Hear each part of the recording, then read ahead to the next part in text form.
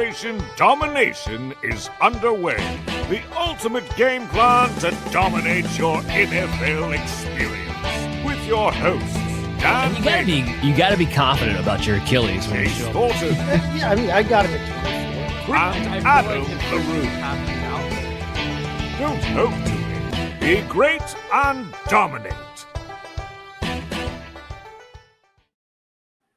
All right. Welcome back into Operation Domination. Don't hope to win, be great, and dominate. As always, I'm your host, Dan Mater, joined with the full crew. We got Adam LaRue and Chase Thornton in the building. I'm sorry we missed last week. That was my boo-boo. I did not have the technical equipment I needed. But don't worry, to make up for it, we're going to give you 2 episodes in 1 week. We're doing the running backs today. We'll have the wide receivers out for you guys tomorrow. So again, download Operation Domination, your favorite podcast app. Make sure you check out the video content on the Fantasy Football Advice Network YouTube channel at FF Advice Net. You may notice we also have a very special guest in the building, so we must introduce him properly. And now, for the moment you've all been waiting for, he's the best expert and writer on the huddle, the one, the only,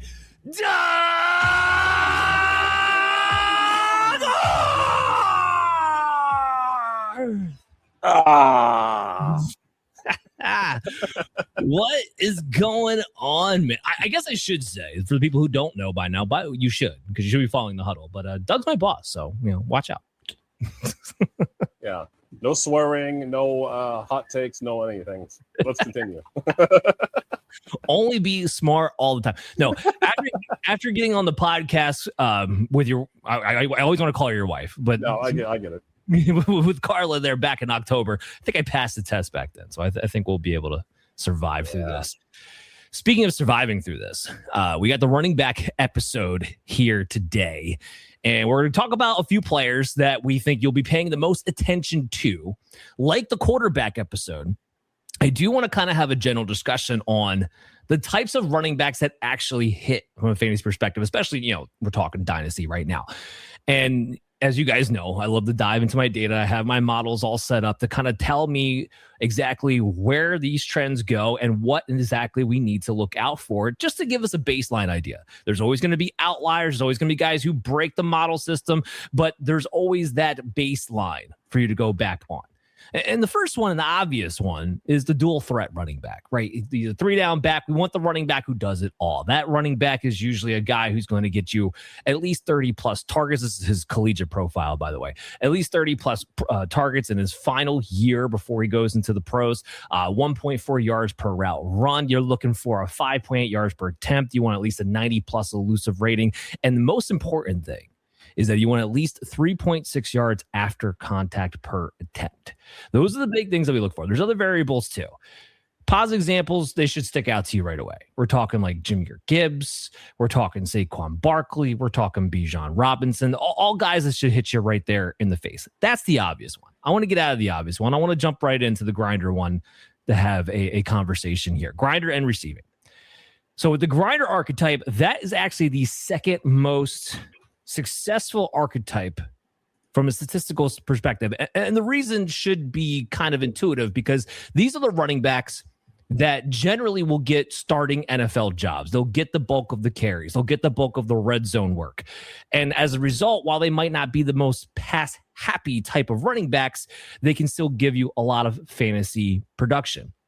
But you don't want them to be a zero at the running back position. So what are you looking for with a grinder downhill guy? You're looking for 200 plus attempts. You want him to be over 5.6 yards per attempt, over 3.5 yards per contact per attempt. And you also want him to be somebody who's getting you about 20 plus targets in their final collegiate year. Think Jonathan Taylor. He had 37 targets, not a complete zero, but we do know he's a grinder back. Think David Montgomery. He had 25 targets in his final year of college, a grinder type back. Think Najee Harris, who had 53 targets coming into his pro, but also a grinder type back. These guys are still very productive. Now, the smallest tier is actually the receiving type tier. And I want to give the examples first in the receiving type tier, because everyone thinks like, okay, well, PPR, third down scat back, Darren Sproles.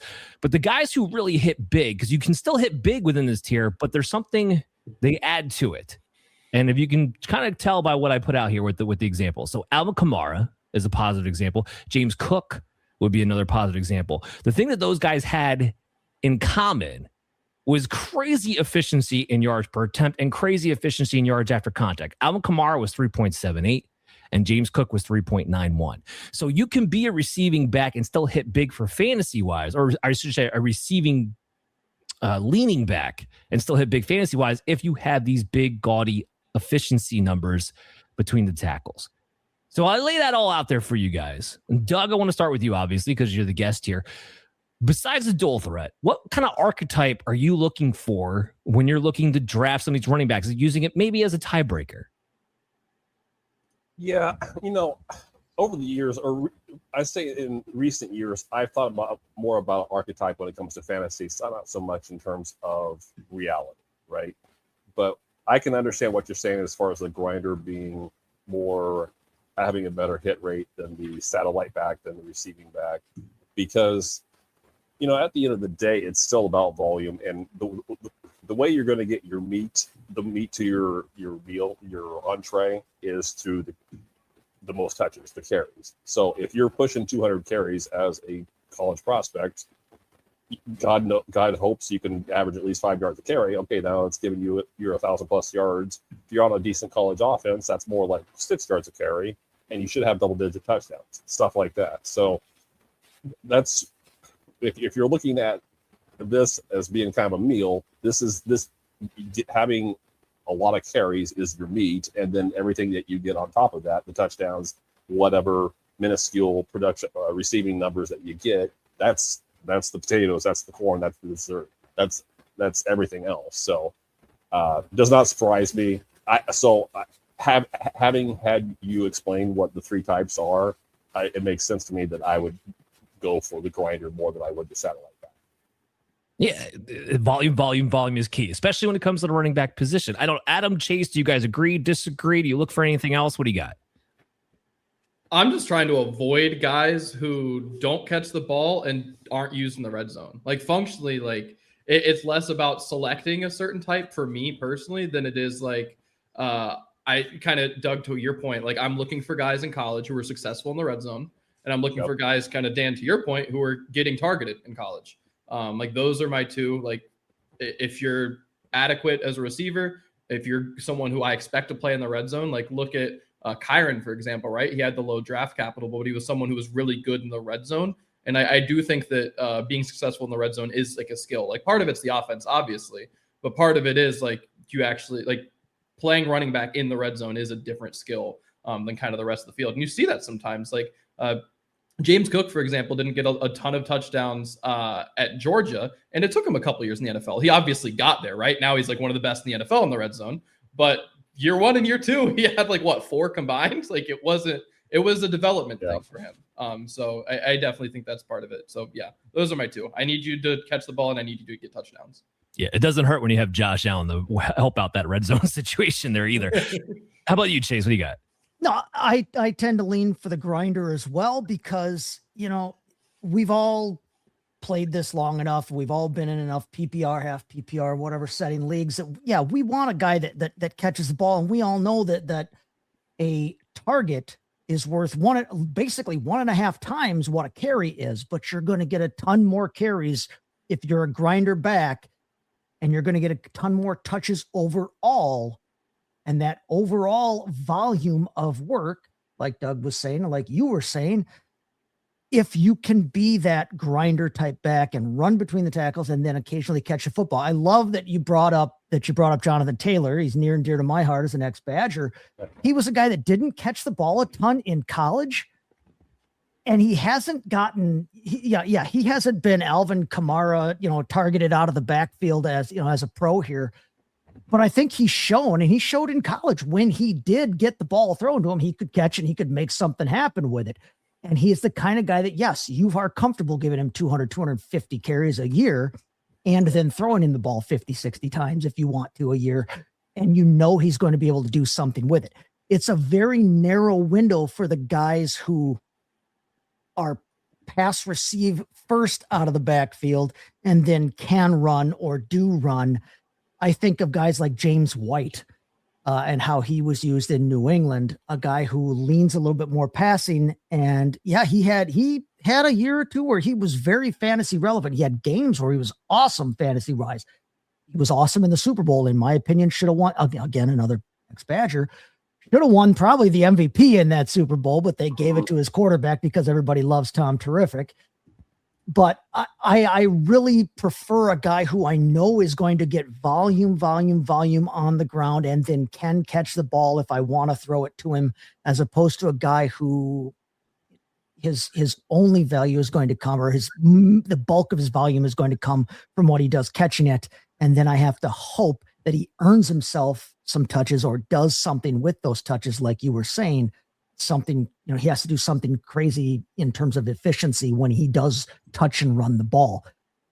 I trust a guy who I know can run the ball and then make something happen with it in his hands, because once you pass a guy the ball, he's running with it. He's a running back. Yeah. So if I know the guy can run first, great. However I can get him the ball, I'm willing to do that.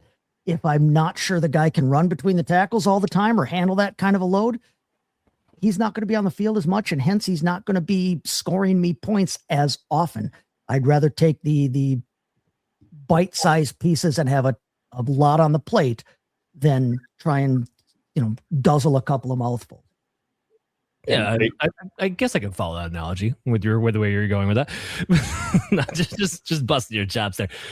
And look, ultimately, when you were talking about different archetypes, right? Everything is nuanced, but this is basically to act as a little bit of a tiebreaker. Who, if you have a running back who's a pure grinder, doesn't get any receptions, if you have a receiving back who's a pure receiver and not very efficient, it gives you an idea of like, all right, well, which one do I have a better chance if I'm still going after a running back to get more value out of? That's the whole idea. And I love putting out those positive examples, even though they're more on the lead side, because it also gives the idea like, look, even this running back fits this, as long as he can get you this X amount of targets and this much efficiency between the tackles, now you still have a chance in that archetype in order to hit big like you would with the dual threats, which are just, that much more obvious. So go ahead, Doug. Yeah, and I want to be clear. We're talking about prospects here. So there's a couple things I want to say. So born and raised in Nebraska, right? So I got to see years and years of option football. I got to see years and years of not throwing the running back the ball because you didn't throw the ball, right? And some of the best receiving backs over the last 20, 30, 40 years, you think of Roger Craig, you think of Amon Green, you think of Tom Rathman, the fullback. Those guys, 10, 15 catches at most in their best year? Yeah. If that. And there's been plenty of other running backs that have come through, not to that have had that kind of success. But my point being is, just because you didn't get the opportunity in college doesn't mean that you can't do it in the NFL. And then on the opposite side, you got somebody like Woody Marks who has 200 plus catches in his career. What was it? SC, and I can't remember the first school he went to. It was USC, but it was the last one. I don't want to blank on the first one as well. I want to say it was South Carolina, but either way, 200 plus. I was 220, 240, 240 catches, somewhere in that neighborhood. Okay, so he can catch, but now is he a natural runner? That type of stuff. So the college resume is just that. It's your resume. It doesn't say what you're going to be at the next level. It says what you could be. Right, exactly. And that's all it is. Why'd you a prospect in the first is the whole key question here. I have a feeling what Jeremiyah Love could be is the next elite running back. And I don't think anybody's really sitting here and disputing that whatsoever. So let me give you guys some model props, and then I'll kick it to Adam because, he's a Notre Dame fan. So I know he's gushing because he has this opportunity. But Jeremiyah Love, I want to put this in perspective for you guys. It's not just that he is hands down the top running back because of what he can do. He is hands down the number one prospect because he has such a high floor. In the model alone, he has a 60% probability of being an elite RB1. Not just an RB1, an elite RB1. No prospect in this draft class has a higher probability rate to be elite at their position than Jeremiyah Love does. and I know we've talked about this before, we brought it up in the quarterback episode, Jeremiyah Love should be your 101. And Kirk Cousins signing with the Raiders might have just solidified that even more if you were thinking about with Fernando Mendoza anyway. But in case there's any debate, he should be the 101. Adam, I'll kick it to you because, this is your boy. Yeah. No, I totally agree. Like he's great. He, to me, I slot him above Genty, behind Bijan, behind like Saquon, behind Zeke. But like of the guys in my time of doing this and like projecting these guys for Dynasty, like those are the names he's behind. So like kind of starting with Zeke and working backwards, like it's just a couple dudes. So yeah, I definitely, I think Love is awesome. I think he's a crazy athlete. He's got kind of to your points on like 30 targets. He had almost 30 receptions. And with that, he had just shy of a 90th percentile yards per route run. So receiving very clearly there. He has, I believe, 35 touchdowns over the last 2 seasons. So clearly meeting both of what I had talked about is like what I'm looking for, getting touchdowns and being a quality receiver. I wouldn't say he's the best pass blocker on the planet, but 1, you want to use him as a receiver, and 2, he's actually like pretty good, especially relative to what we've gotten over the last couple of years. All in all, I think he's a really solid player. And he's done so, like been this dominant and gotten this volume against like kind of regardless of what you think of Jadarian Price in this class. Like he's had NFL competition trying to steal away opportunities from him, and he's still got workhorse opportunities. I think he's 82nd percentile in attempts over the last 2 seasons. Like with an NFL back next to him, like still getting that kind of volume. I think that speaks volumes for clearly the focal point of the offense. And clearly, like at times where you saw him fade away from the Notre Dame offense, you saw what that meant. You can't say enough about Love. I think he's very clearly an RB1, very clearly the 101, unless you're at super flex, like 6-point pass touchdowns, then maybe I guess you would have a conversation. But even then, like you were talking about with Kirk, I don't know. I don't know how you do it. But yeah, I think Love's the guy. Yeah. So I'm glad you mentioned like where he kind of ranks up at, because that was gonna be my next question too. I should have hit you with the model comps. Here's the top 5 comps. And this was insane because again, no player got these kind of comps. Jahmyr Gibbs, Ashton Genty, Travis Etienne, Saquon Barkley, Devon Achane. Those were the 5 comps for Jahmyr. Like not a dud in the bunch, which is not something that typically comes out. 96th percentile. And here's what impresses me the most, because the only knock that people want to give him is like, okay, well, how big is he? How physical can he be? 4.5 yards after contact per attempt. Like a beyond elite. So, Doug, I kick this to you. And this is going to be a follow-up question to kind of what Adam was starting to allude to. Like, so you look at Jeremiyah Love. This is not a particularly strong draft class. So if you want to try to compare him to some of these other guys that we talked about, where does he rank amongst some of those top-notch players in your mind? Yeah, so for anyone who's been following my stuff, so before the huddle, I was with FF Today since 2006. I've been doing prospect profiles since 2013, I think. So we're going back a ways with this.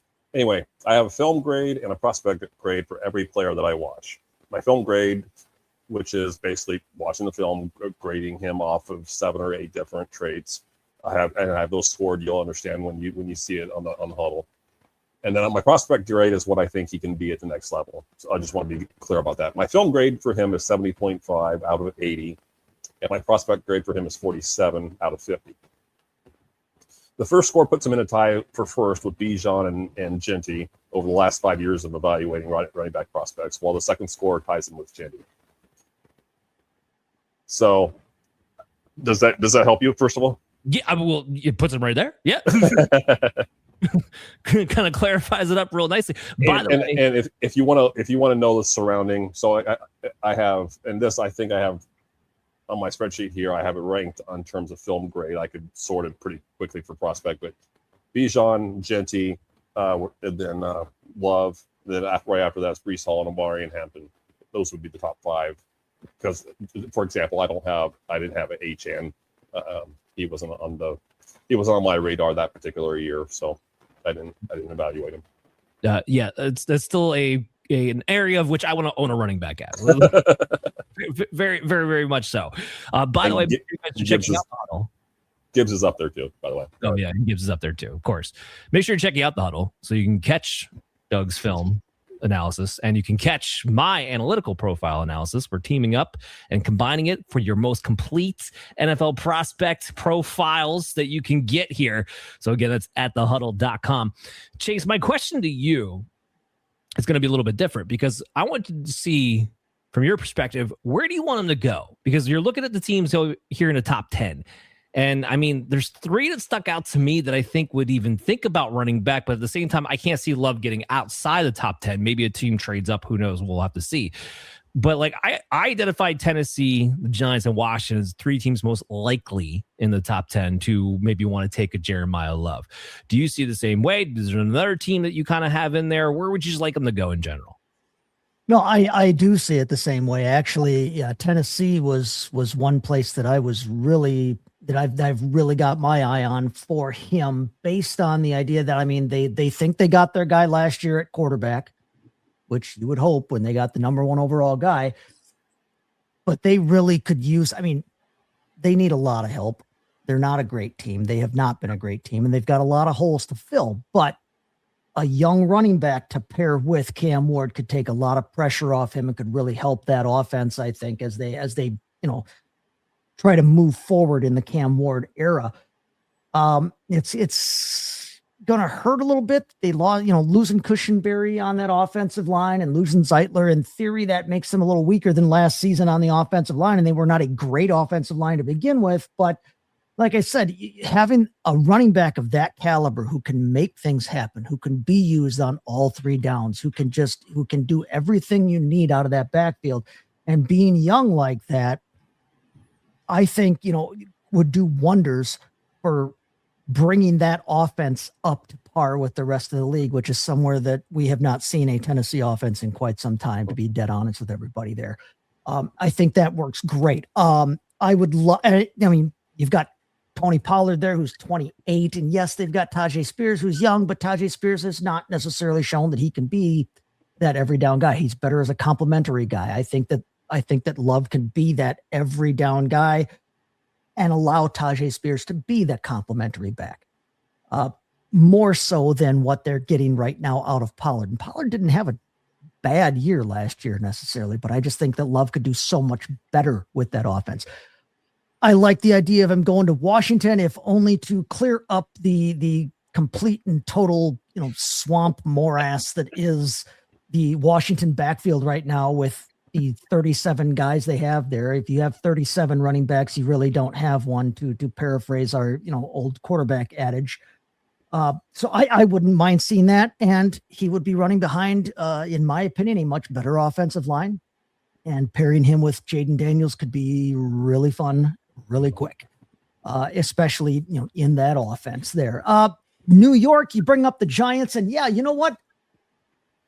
Honestly, yeah, because they've got Scadaboo, and Scadaboo looked pretty good for how they used him last year, but that's an offense in transition. They got rid of Daboll. It's a whole new ball game there, a whole new show. They've got the young quarterback too in Jackson Dart, and they don't, Tyrone Tracy. Okay. You got Tyrone Tracy. Okay. You've got Scadaboo. Okay. You've got Singletary. Again, you don't have a single guy who can be the guy. I like Scadaboo's hard-nosed, play style, but he's coming off an injury. He's a young guy. I don't think he's a complete all-around back. Devin Singletary, if he sticks around there, he's a guy that I think gets underrated in terms of what he actually brings to a real life football team, but nobody in fantasy is falling over themselves to draft him or use him as a handcuff. And Tyrone Tracy, there's just nothing special about. He was usable in fantasy when it was his job. It's no longer his job, whether they take Love or not. So again, that's another place I think he would be very helpful to the team on the field. Fantasy wise, probably helps us all out most if he goes to Washington, but I'm not necessarily sure he goes there. I think Tennessee looks really good right now, even though they've got a lot of other holes. That may be tough to pass up if he's there when they're on the board. Well, they need a playmaker. Like, I'm sorry, Wan'Dale Robinson at 4 years, $70 million is not really the playmaker that's going to take you. You don't believe in Gunnar Helm? Oh God! Don't even get me started. I mean, Chig's a lot better for prospect, but anyway, I digress. Chig's in Washington now, though. Yeah. Oh, that's right, Chad. Let's not forget Calvin Ridley. You know what? No, Daniel No, let's forget. It's time to forget Calvin Ridley. It's time for everyone. Daniel Bellinger. That's what I was trying to think of. There you go. Gotcha. Yes. Can't forget about Daniel Bellinger. Psych. Yeah, that's what we're looking at with Tennessee right now. Absolutely disgusting. They need a playmaker in the biggest way. Would they probably benefit from trading back? I think them and the Giants both would, but I don't know who exactly is going to trade up. Because the NFL draft is kind of similar to the fantasy draft in the sense of there's a few elite prospects you want to get your hands on, but once you start to get to that 4, 5, 6 round territory, it kind of becomes a preference pick. And I don't know who's going to move up in that situation. Let's talk a little tier 2 because Jeremiyah Love, he's fantastic. We're all going to want him no matter where he goes. So let's talk a little tier 2 because this is where it gets interesting because we go to a class that a lot of people do not believe in. But I'm going to tell you right now, somebody else besides Jeremiyah Love is going to hit out of this draft class. It's just usually how it works. Just somebody. 2 usually hit. Even in a bad class, you usually get 2 decent running backs out of somewhere. So we're going to take a look at these, and most of us have pretty much the same tier 2 names with maybe 1 or 2 differentials. The one that I don't have, that everybody else on this panel has, is Jonah Coleman. Now, look, he missed by like this much to my Emmett Johnson, but he is not in my tier 2. Okay, so I'll start with Doug. Why is Jonah Coleman in the tier 2 of your group? Okay, well, the homework assignment said that we could get up to 3, and I wanted to get a 3rd in there, so that's why. Blame the guy who made the outline. Yeah, I gotcha. Let's be honest. So I have the other 2 players I have in tier 2 are, I wouldn't say considerably higher, but higher than I have Jonah Coleman. Something else I do in my profiles, and starting this year, I decided to go from high end and low end comps to profiles similar to basically who he tested like, his height, weight, speed, that kind of stuff, and then who he plays similar to. So for Jonah Coleman, this should give you an idea of why I think he's borderline tier 2, high end tier 3. I think he profiles similar to James Robinson, but he plays similar to CJ Anderson. So if you love CJ Anderson in Denver, well, then you're going to wonder why he's not higher than tier 2, but that's neither here nor there. CJ Anderson was in Denver. That was part of it. He was a Denver running back. Yeah. You mean you don't remember the Rams? You don't remember the Rams? That 5 minutes, yeah. So I'm probably gonna go on for a while. If you need to tell me to slow my roll, please do. But running backs who fail to meet the desired height, weight, speed requirements for the position usually need to be very sound fundamentally, just about everywhere else to get a look in the NFL. Since they are less athletically talented than the elite prospects, they have to do virtually everything else well to survive. And I think that's kind of the case with Coleman, who is going to be a coach's pet right away. He had 1 career drop and 1 career fumble. Given how much work he had at, I believe it was Arizona first and then Washington, just the fact that you value the ball is pretty impressive. It's also obvious he knows where to be in pass pro. I'm not saying he does everything great in pass pro, but he knows what his assignment is. So I think there's something to work with there. He also seems to understand run plays beyond how they're drawn up, which is to say he's patient and doesn't make his job harder than it already is. On the other hand, part of his current secret sauce is how he's built. He's got that 5'9", 220-pound frame, right? And that frame usually doesn't allow for breakaway speed, and he does not have breakaway speed. He's probably not going to get much more elusive, but those things aren't necessarily deal breakers. The thing that I had the most trouble with is he doesn't maximize his frame. If you're going to be 5'9", 220, you should be a bowling ball. You should run over people because you're going to have to be lower than pretty much everybody that tackles you. And I don't think he does that enough. He doesn't move the pile enough, I don't think. So I'm going to say that last part, if he can not lower center of gravity, but be more of that bowling ball, I think he can end up being a very good 1B back who doubles as a short yardage goal line hammer. If he doesn't, he may not make it to a second contract, or he may not get a second contract. So I think that's where we're at with him. The reason he's tier 2, just like I said, it was because the homework assignment, but I can make a case for him because he does a lot of things that you need to do as an NFL running back well, or at least he did them in college. Whether he ends up being anything more than good backup depth, I don't know. But that's where I am with him. Yeah, I mean that's kind of the conversation I feel like we're going to ultimately find our way into for most of these guys. But here's what I'll say. Like I said, Coleman was not in my tier 2. The pro case for Coleman, and I'll just give you what's funny about the model situation, is that of the guys that are in our tier 2s that we're going to talk about, he actually has the best probability to get RB1 potential out of all that group. But he also has the highest bust rate out of Mike Washington, Emmett Johnson, and Jadarian Price, according to that. So that's on the model side, which I put a lot of stuff that goes into that. What does stand out for him as far as what he actually gave you a season ago is that he did get you to 3.5 yards after contact per attempt. And he did get you 34 targets. So again, we talked about the grinder types. Well, the grinder types that have a chance to hit bigger than just being grinders, the guys who got you at least like 25 plus targets. He did get to that number. So he's not a total 0, in other words, as far as the passing game is concerned, and he can at least be serviceable on that end. But what we don't get, and this goes to the explosiveness, I mean, 4.8 yards per attempt when you weren't playing against the best of competition out in Washington all the time. And your run grade was an 83.8. It's respectable. It's not great. It's not awesome. Your athleticism percentile is 45th, 46, if I really want to stretch it, which is about the average percentile if you're doing a 0 to 100 scale, which is what I do. So it's like everything's just kind of middling. So then I look at, okay, if everything's middling, then what's the draft capital expected to be? And most of my projected draft capital is based on NFL mock draft database. And of these guys, Jonah Coleman is the one guy who's expected to go lower than Emmett Johnson, lower than Jadarian Price, lower than Mike Washington. Now, not much lower than Mike Washington at the moment. And I think Mike Washington might be moving up boards, though, even still. But we're talking early day 3-ish pick, maybe 5th round. So if that's going to be the case for a guy who doesn't wow you, then really the only pathway in my mind he winds up having to be fantasy relevant is if he finds himself in a Woody Marks situation where he gets drafted as a backup, everybody gets hurt, and he just winds up in a total volume crunch. And because he can do a little bit of both, he winds up being, a top 24 fantasy running back that nobody really actually wants to own.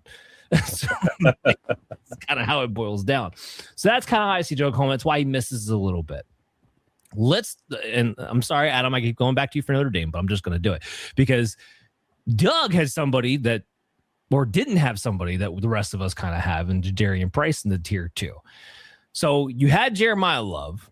Jadarian Price was obviously, for obvious reasons, the clear backup. And therefore, he doesn't have the best resume to necessarily build a ton off of.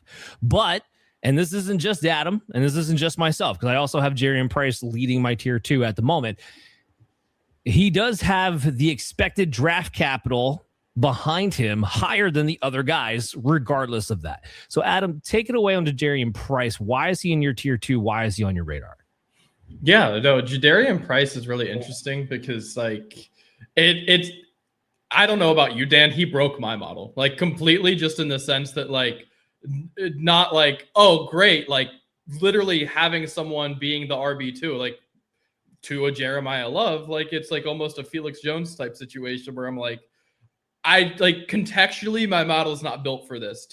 For you to have like a true blue chip prospect next to you, but you also be an NFL prospect. I had such a tough time with him. But film grade wise, he's someone who, it's really interesting because you can definitely watch him and tell that he hasn't gotten the play that Love has, right? Like you can tell that he doesn't have as much experience.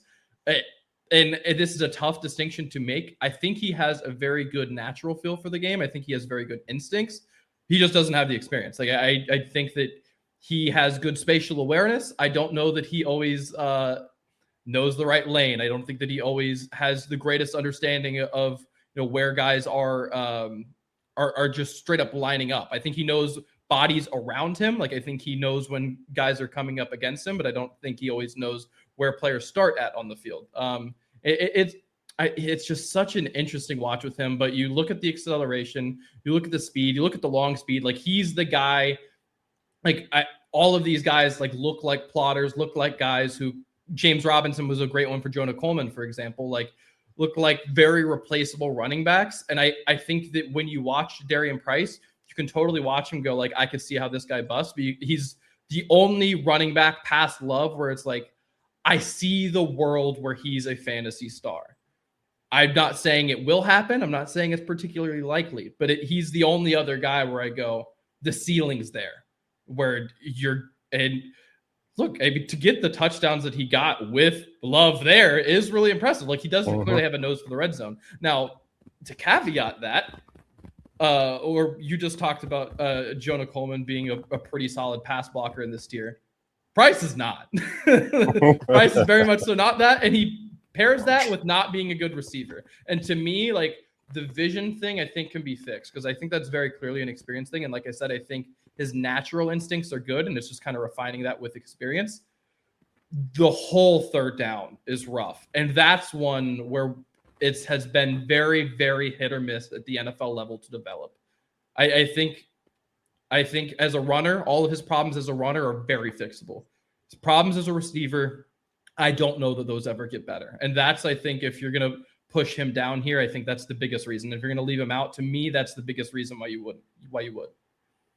And if I can just give some context to the pass blocking thing real quick. So I'm with probably I say a handful of other people at least from last year. You guys remember Travion Henderson, right? Best pass blocker in college I think I've ever seen.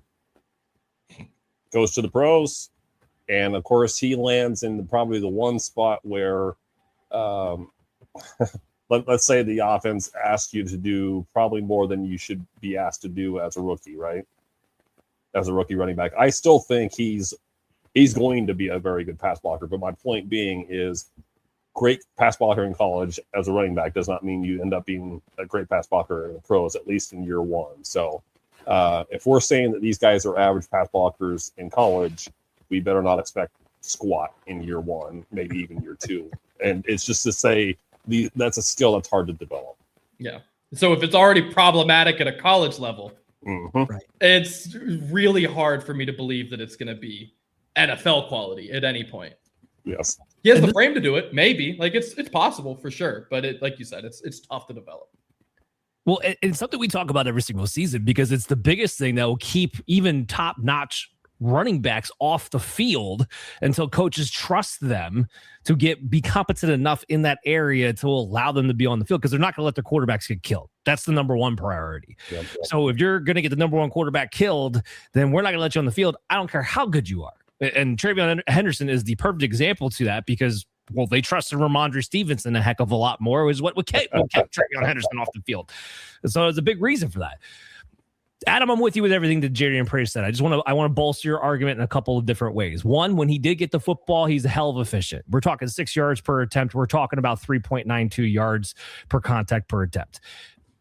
That's awesome. We were also talking about a 45% breakaway. Now, we're not talking about a ton of carries. He had about 113, but that's a pretty big rate for a guy who's built a little bit bigger. And, guys were giving him crap because he only ran a 4.49. I thought the 4.49 was impressive because I had him projected for a 4.53 somewhere in that area. So I thought he actually did a little bit better than I thought he was going to. So when you combine that with you have decent size, you showed that you're able to run through contact, you showed you're able to be efficient with the touches that you did get. And remember, like you said, being efficient is actually more impressive when you talk about a running back whose biggest role is in the goal line. It's hard to be efficient when you only have 3 yards in front of you to run. It makes it a little bit more impressive to me from that standpoint. Is it a little bit of projecting on my part? Absolutely it is. But with a back like Price, that's where the expected draft capital comes into play. If you sit here and tell me that Price isn't going to get drafted until day 3, that's completely going to change the calculus as far as how these guys are going to rank out. But I think he's... He's just a nudge above 0 in the passing game for me, just because he does have the athleticism, I think, to be able to take a screen and pop it. And that could be enough to where maybe he has a ceiling output. Like for my probability outlines, as an RB1, he's got a 15% shot, but RB2, RB3 is a 42% shot, combined with those two. And that's kind of what I think he is. He's going to be an RB2, RB3. He's going to kind of be on your radar. You're hoping for touchdown equity and you're hoping for the opportunity. We'll have to see. But Chase, I'm going to go to you on this next one, because you also have a key player that we need to talk about in your tier 2, and that is Mike Washington. And this is the one that everybody is actually excited about because he can run. He is athletic. We love the explosive athletic guys. They're so awesome. We want to play Madden all the time. It's not really how it winds up working in fantasy football or NFL, but we still get excited about it nonetheless. So you have Mike Washington, your tier 2. Talk to me about him and what your expectations are. Oh, Mike Washington. I mean, he's been all over the place in terms of, where he's played in his college career, but he ended up at Arkansas, which, is in the SEC, and he performed pretty damn well his senior year. But when you talk about Mike Washington, I mean, the guy is built like the Undertaker, but he runs like the wind. And that's got everybody's like blood just pumping, right? Everybody's excited about it. I mean, 6'2", 228, runs a 4.33. That doesn't come along very often.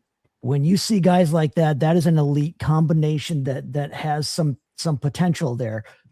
You talk about Mike Washington. I mean, I wish he was a little shiftier in that. I wish he ran a little bit more like he was, the Sherman tank that he's built like. But this is a guy that you can't ignore that kind of potential when you're talking about that combination of size and speed. There are not a lot of guys in the league who have that same toolkit. Right.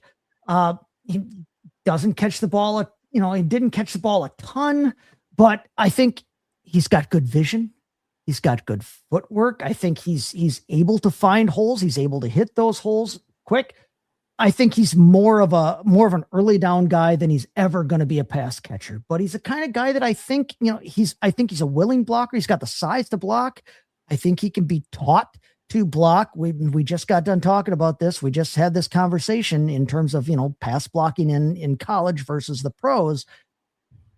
But he's the kind of guy that's got the size where if he can learn his assignments and just get in somebody's way, even he's big enough to hold somebody up long enough to get a pass off. So I think he's always going to be much more that 1 and 2 first and second down guy. But I mean, his scores for me, they ranked in the top 4. That's enough to put him in the second tier in a class that I kind of see as a comp. This class I see as a compromise between the last 2 classes that we had. Remember 2 years ago, everybody hated that running back class, right? And I actually liked that class. If you remember, I liked the running back class of 2024 better than a lot of people did. I don't know if I would tout that, but you did. No, I'm not. I mean, I'm not bragging about it, but I'm saying then Jonathan Brooks got hurt and he stayed hurt and he came back and he got hurt again.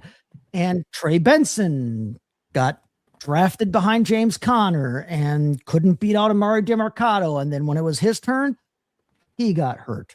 And Marshawn Lloyd, who I liked better than maybe anybody else in that class, not because he went to Green Bay before they drafted him. Sure. I said it, and you can go back and check the tape. I liked Marshawn Lloyd a lot, but he decided to get hurt and stay hurt and come back and get hurt. And it's nobody in that class has been snake bit in terms of like anybody being able to see the field. Everybody except maybe Tyrone Tracy.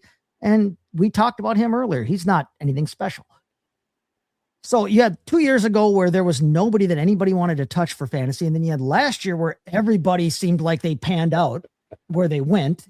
Even the guys that got hurt were looking awesome before they got hurt, right? This class is kind of somewhere in the middle there, in between. After Love, I don't think there's anybody special in this class. And every single guy in this class, literally every single guy from 2 down to 15 could end up being a dude, could end up being 2024. We've got to see it shake out here. But I think that this class falls somewhere in between. And I think Mike Washington, with that combination of size and speed, it is a really intriguing prospect for me. And I can't look away from that long enough to convince myself that anybody else belongs in that tier. And he doesn't. He's a maddening prospect. He's absolutely a maddening prospect. On one hand, you have a guy with, we're talking over 6 yards per carry. We're talking about 3.8 yards of contact per attempt. With the 4.33 speed, it's incredible. And yet, his elusive rating is 73. Right. It's so ironic he ends up at Arkansas because it's like the school of the one gap and go running back. Right, yeah. And that's exactly what he is. Well, and he gets 36 targets, so it's like, okay, so you're not just a grinder, you're not zero in the passing game, but he has literally the worst yards per route run at 0.98, not even one. And so you're looking at the other prospects, they're all over one. It's all over the board. So the model, just to give you an idea here, the probabilities: 12% RB1, 13% RB2, 71% outside the top 36. So we like all these things, but models, it's telling you, look, this type of back doesn't pan out. And I think it nailed the top two comps because the top two comps were Jalen Wright and Isaac Guerrero. Yeah, That's exactly what we have. Now, what panned out for Jalen Wright and Isaac Guerrero in a way? They went to the one system that takes that running back and says, hey, there's a hole in the sea. Hit it as fast as you can and make something happen. And that's what could potentially happen with Mike Washington. That's why he's still going to be on my radar in that tier 2, because if that hits, it can go crazy. When I watch the film, I see Raheem Mostert. And we know what that can take in that outside zone type of scheme. Doug, you talked about it before you came on the show, the idea that maybe Seattle is in on a guy like this, who just hired Brian Fleury, who is the tight ends coach of the San Francisco 49ers, to keep that system going. And they have a big vacancy at the running back position right now. I know it ain't going to be George Helani who's going to be the starting running back. I know that. Shout out Boise State, right? Yeah, exactly. So, I'd be interested because I loved your film breakdown on Mike Washington. I'd be interested in what you see with a guy like this. Okay, so yeah, I'm with you guys pretty much across the board here. We're talking about guys he profiled like. I'm talking height, weight, speed, vertical, broad. Adrian Peterson coming out of college. That's the guy we're looking at here. And no, he's not. I didn't say he's Adrian Peterson. That's the guy that. That's what. You heard it here first, Doug Orth. That's just what the measurables say. Yeah. Just what the measurables say. Now, I want to say something that I observed when I was watching. Okay. Well, let's go to the PFF stuff real quick. Then I'll come back to that. So he was the only running back in college football last year with 30 or more runs of at least 10 yards and 17 or more runs of at least 15 yards on less than 170 carries. Big play. Just big play. Okay. Now, he did that in the SEC on a 2-win team, and this is the part I wanted to get to with tape, that relied heavily on RPO action, made Washington an east-west back. He is not an east-west back. Do not put the ball out in front of him and have him go parallel to the line of scrimmage. I'm not saying that he can't read. I'm not saying that he can't read that. You want speed and power, potential power like that going straight. You don't want it going east-west. And too much. He benefited from having Taylor Green as the run threat, but he didn't benefit from the Bobby Petrino offense, which was to have him run east-west before he keep him inside the tackles, don't make his job any harder than it has to be, and have him go straight forward. You know he's not an elusive back. He's not even, I wouldn't say he's even a powerful back, or at least he doesn't always run that way. Now, there was the one game against Texas, he ran over Michael Taft. He was a powerful back on that play. So I just wanted to touch on, we know, I'm sure we haven't mentioned it yet, the fumbles. Oh my God. 9 fumbles on 361 offensive touches over the last 2 years. Doesn't matter that 6 of them were in 2024. Dude, high and tight. Fine type. My play style comp, and it's funny that I wasn't you, Adam, that mentioned the one cut and go running backs out in Arkansas.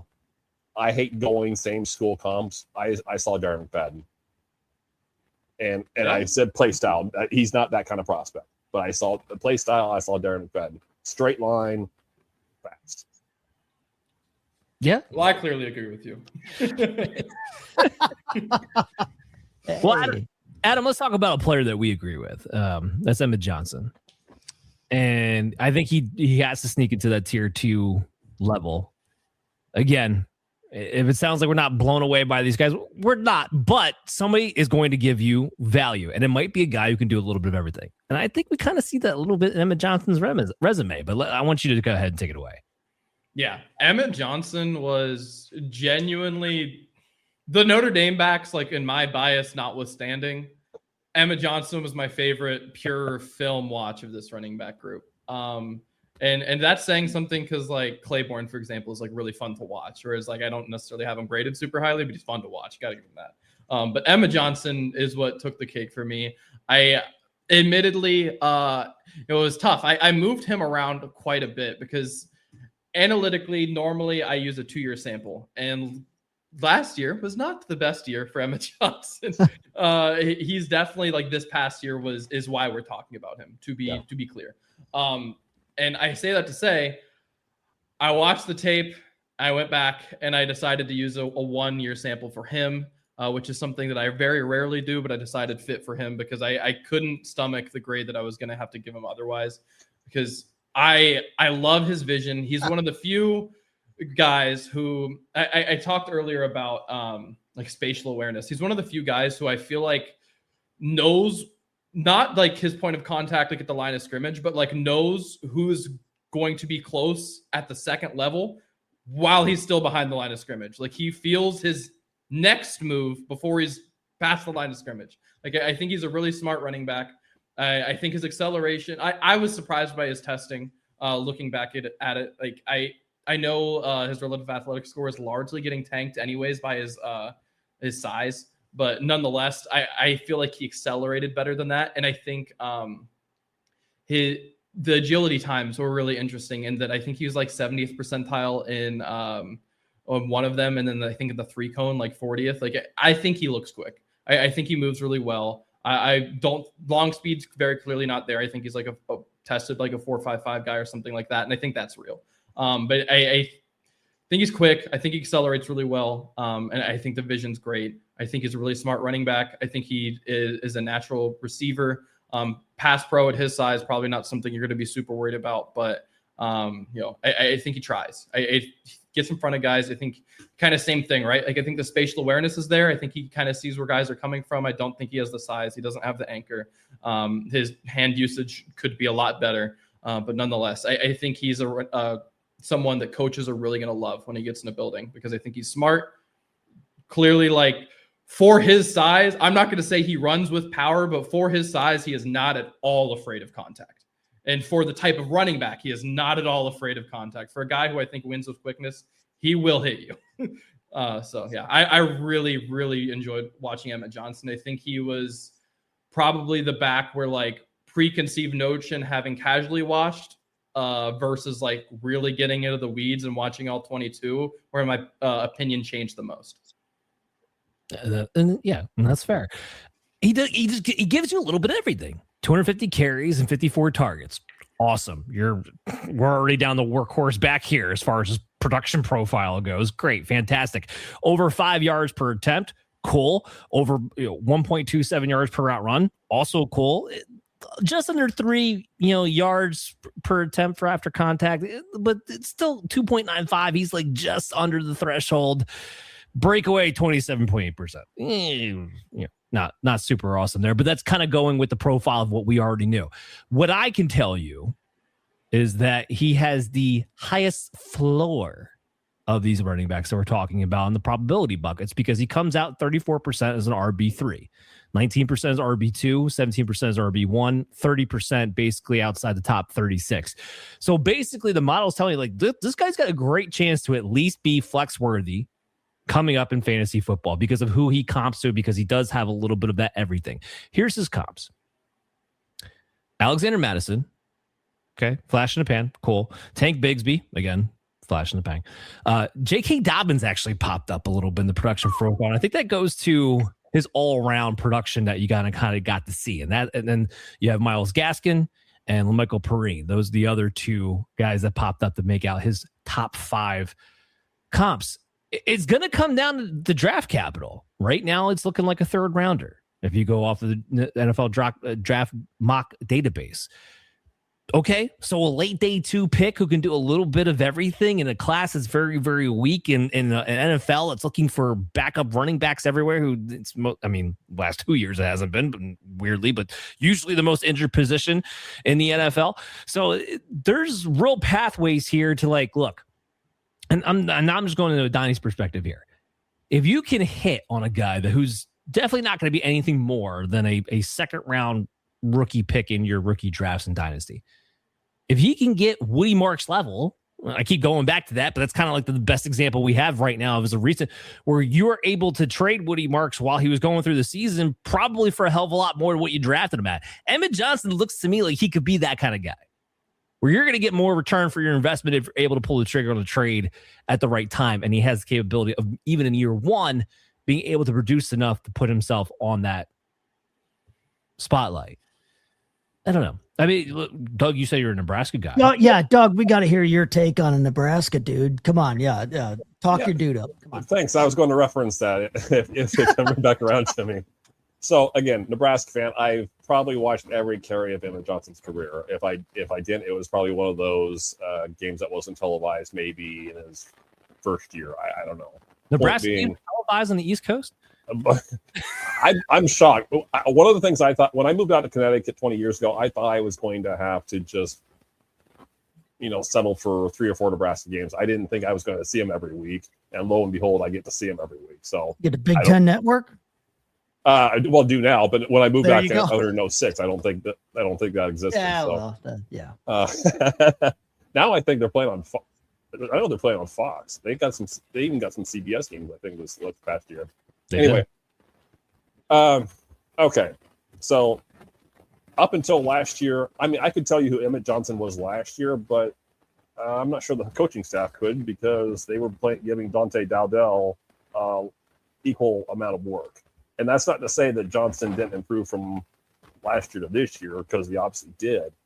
But I found it so funny, like in the first couple games of this year, they were talking about, Emmett Johnson's going to be.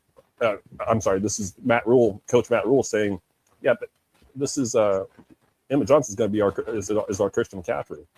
Where the hell was this last year? And in this, you go in. I'm sure if you listen to just about every telecast of the Nebraska games, they'll mention that at least once. He's our Christian McCaffrey. Okay, well, we kind of got to see that because that's the way he was used. And granted, Nebraska didn't have anything to back him up. Anyway, let me get back to, I think I'm going to be in pretty much agreement. Adam, I think you pretty much detailed everything. I have all my notes on him. You probably did it in a shorter way than I'm going to do it, but profile similarly to Giovanni Bernard in terms of the height, weight, how he tested out. I think he plays like Aaron Jones. That was my play style comp for him. That's my 6-year-old's favorite player, and obviously I'm a Packer fan. He's now a Viking fan because he followed Aaron Jones across the river. So I'm going to have to tell him about Emmett Johnson now. So most of Johnson's measurables are lower than 50th percentile all time amongst running backs. Yet all he did was lead the Big Ten in rushing behind what PFF said was the 58th best run blocking line. Those two things usually don't happen together unless the running back creates his own luck. Now, something about Nebraska's run scheme that typically asks the running back to pick the correct hole as the play unfolds. It's not say you hit the A hole, you hit the B hole. I just went A hole on your pod. I'm sorry. That's okay. Part of the course here. But it's not so much pre-designed that you're going to go here. You go where it's almost like a feel thing. And it's amazing how often Emmett Johnson picked the right hole without it being predetermined. And that's a relatively rare thing for a college running back. And I think Adam said this too, he's a better inside runner and has more contact balance than players his size usually do. We're talking about 202, 203 pounds. Even better though, he finished his career with 92 catches and only 2 drops on 105 career targets. And sometimes those numbers lie to you. He is a very good pass catcher. And he was one, and I'll say this before I forget. I believe he had a wheel route.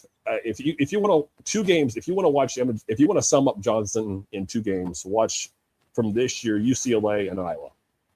He had a wheel route against UCLA. That was the first time that I bought the Christian McCaffrey. We were using him like Christian McCaffrey because you could see it. Again, we're not anywhere close to the same prospect. Let's be clear about that. But in terms of usage, I got it. One of the knocks against Johnson is his speed. Now, he did test on his pro day. Apparently, he went mid 4.4 for whatever that's worth. I don't know what happened to him at the combine if he can chop a tenth of a second off his 40, but his game isn't speed. Regardless if he ran a 4.39 in his pro day, his game's not speed. So let's be clear about that. He's not overly explosive either. So a lot of his big runs in the NFL are probably going to be of the 15 and 20 yard variety, not 50 and 60. I won't say I disagree with the pass pro, but he wasn't used much in pass pro, and I didn't think he was particularly good at it when he was asked to do it. Again, is that because, hey, your job is to catch the ball, we're not going to ask you to block? And part of that is Dana Holgerson's offense too. I don't know if Dana Holgerson has ever had a good pass blocking running back in one of his offenses. So whatever. But I think his size and speed limitations might cap his ceiling. But and this is the last thing I put in the profile of him. Running backs who possess his patience, vision, and pass catching skill tend to play for a while in the NFL. And I think that's going to be the case with Johnson.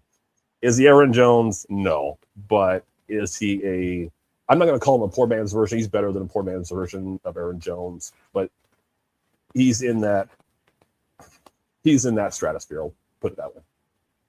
I wanted to say that's what she said about 6 times during that analysis. Emmett Johnson, if you're out there, keep picking the right hole, buddy. You're going to go far in the pros. It wasn't just the hole comment. Well, the picking the right hole was about 10 seconds later. Oh yes, all the lovely things we have here. Sorry. That's what she said. That's fantastic. Listen, I want to go around the horn. I want to get to the sleeper guys. I'm just going to have everybody talk about what their sleeper running back is and why. So I'm going to start with Chase there on the far corner. Chase, who's your sleeper running back of this group? Maybe not the most popular Penn State running back, but Nicholas Singleton out of Penn State, the senior there, 6 foot and 224, and he runs a 4.35. So kind of some of what I said earlier about, size and speed combination there. He's got the explosivity. He's hard to bring down. He's a good receiving option. I think he's a good route runner. I think he's got decent hands. I think he can pass block, and he's smart. He knows his assignments, and I think that's going to go well, and it's going to serve him well in the pros there. Like to see him be a little shiftier. I'd like to see him make guys miss a bit more. He's pretty upright. He's pretty straight line, but I think that if he goes to the right team, he can make something of that, and he can be a usable fantasy asset. He, like so many others in this class, though, it's going to come down to draft capital, because behind Jeremiyah Love, it's all dependent on where and when these guys go. Nicholas Singleton, that's my guy. Okay. Well, I'm going to jump in actually, because I have the other Penn State running back in as my sleeper. So just to kind of keep them together here a little bit, Kaytron Allen is my sleeper running back going into this class.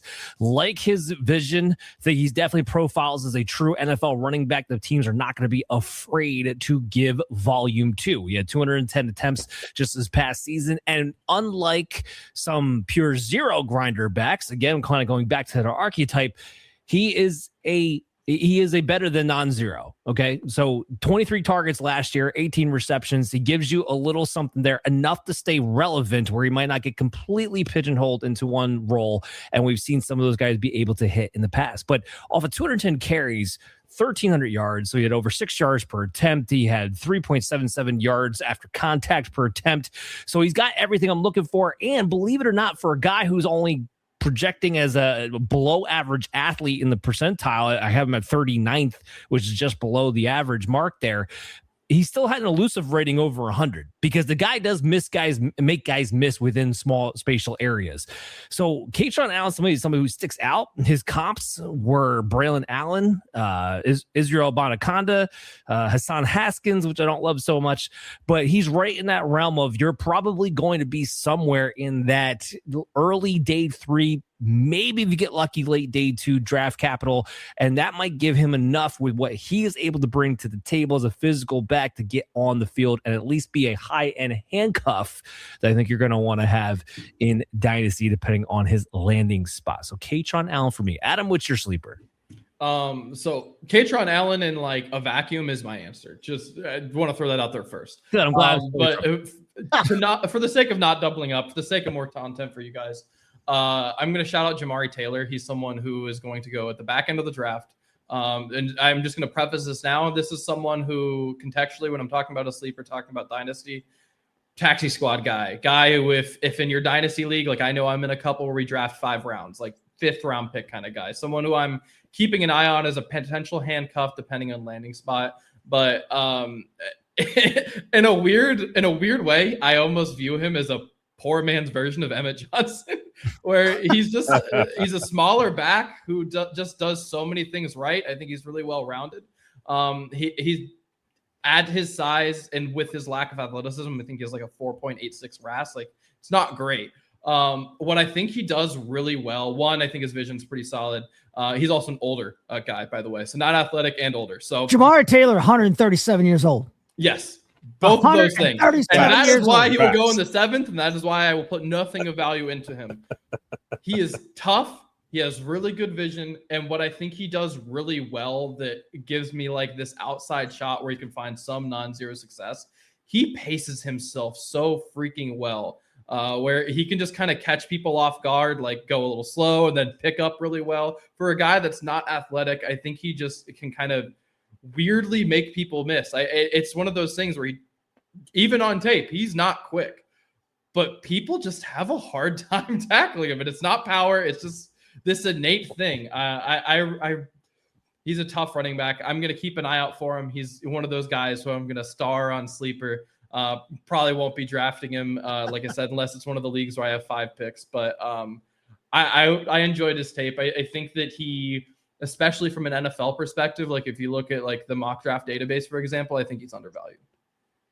All right. I like it. Best, but not least. Doug, what do you got? So this was one when I emailed Dan last night with my picks, I said I wasn't going to go off my 3 players that I already talked about, but somehow I convinced myself of going with Clemson's Adam Randall for this pick. I haven't watched him, so take what I say with a grain of salt for right now. I shouldn't say I haven't scouted him. I've watched him a little bit, and the reason I watched him was because I was watching Antonio Williams doing his scout, and it was so weird watching 2024 film and seeing Adam Randall lined up, somebody that size lined up as a receiver, because that's what he was. Yep. And looking at him being basically, you remember Big Mike Williams? That's what it kind of looked like. Yeah. We don't ever talk about Big Mike Williams anymore, but but that's kind of what it looked like. And then I happened to catch, I forget who they were playing, but when he made basically his transition to running back. Now, I don't know if that's the first time he's ever played running back, and I can understand that it probably caught the defense off guard to see him back there, but he looked pretty natural as a running back in his first game out as a running back. And then I guess at some point they decided during the not spring training, but spring workouts or whatever, to make him a running back full time. So I don't remember his height off the top of my head. I think he's 236, if memory serves. So what you have? He's 6'2". 6'2", I was gonna say 6'4". I didn't think he was 6'4", but he looked out of place as a receiver. I'm surprised he stuck as a receiver for as long as he did. I'm not, but he only sticks out there that long at Clemson if he has receiving skill. So to some degree, you're working with a bigger back or a bigger player who has documented receiving skill. Okay, so that means something. I'm not saying, usually for a 236-pound back, you would say, okay, that guy's probably going to be a pounder. You put him on the goal. Maybe he's your goal. Maybe he's your red zone / third down back. Okay, well, I'm not sure he runs that tough. But my point being is, you could make up a story in which that happens in the next couple of years. At that size, if he does learn to run tougher, you could tell yourself a story that's what he ends up being as a probably at that point 240-pound running back. That he could be a third down back who occasionally sees some work at the goal line. My dynasty rookie drafts for 3 rounds. I'm probably not taking Adam Randall the first 3 rounds, if that helps at all. But is he somebody I'm not starring, but somebody I put on my watch list in those leagues? Absolutely, because I think there is some. I don't have taxi squads either, but he would definitely be somebody that I would taxi squad. He was my pick for like the guy that fantasy wonks are gonna seize on, because he's the X receiver playing running back. He's got that size. He's got one of the best speed scores in the whole class, and he's also one of the younger guys actually in this entire running back class. This is a geriatric running back class. The average age of this running back class is over 23 years old, and he's only 21 and a half years old right now. So, I agree with you that I think Adam Randall will, at least he's going to have some fantasy juice in terms of draft capital. We'll see how it translated. Again, depends on where he goes. But no, I agree with you there that, Adam Randall was one of my picks for like the guy that everybody seizes on and thinks is going to be a sleeper. Hey, he could be a Ramondre Stevenson. And size-wise, that's kind of where he kind of goes. And Ramondre was a better pass catcher than a lot of people expected him to be. And even though he had the resume to back it up coming out of college, whatever. But anyway, so I hope you guys enjoyed the show. Doug, I want to thank you so much for coming on. And I want you to tell everybody where they need to follow you at, what work you have coming up, and where they need to catch you at. Yeah, this will be the first pod I've done where I can just say one site. Everything that I do is at the Huddle now. Dan and I will continue doing our film and analytics profiles of this rookie class, probably at least 20 players, and then I'll do a few at the end. Maybe I'll touch on Adam Randall and maybe another quarterback or two and a handful of receivers type of thing. But it's going to be rookie profiles and some mock drafts over the next 2 weeks. And then after that, we'll be doing I would say there's more in the works that I can probably share in 20 or 30 seconds. But definitely as we move toward the summer, we'll do draft recaps. We'll do dynasty rankings. We'll do some best ball content. And I'll tell you one other thing I'm looking forward to doing in May and June is, how some of the guys at Underdog put out Hayden Wentz will do the charts. We'll do the charts on Twitter. I'm looking forward to doing some of that, but in article form. So it'll be over a various number of topics. So I'll get to learn how to play with graphs on Excel now. I got so many graphs. Give out data.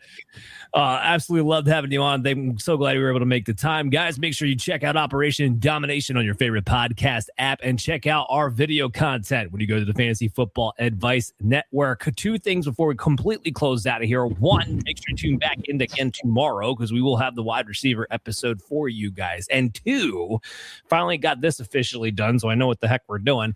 The draft stream for the first round and the second and third round. We are going to be doing a watch party style, but still we got some professional broadcasting going on. That will be hosted by yours truly over on Fantasy Football Advice Network at FF Advice Net. Of course, you'll see Adam and Jason in the background throughout both those streams as well, I am sure. So guys, make sure you buckle up because it's going to be a fun first 3 rounds and hang out because we're better than hanging out with NFL Draft and ESPN. Oh, wait, that's right. They're the same thing. Let's not have a monopoly. Come over and watch us over at YouTube. You guys soon.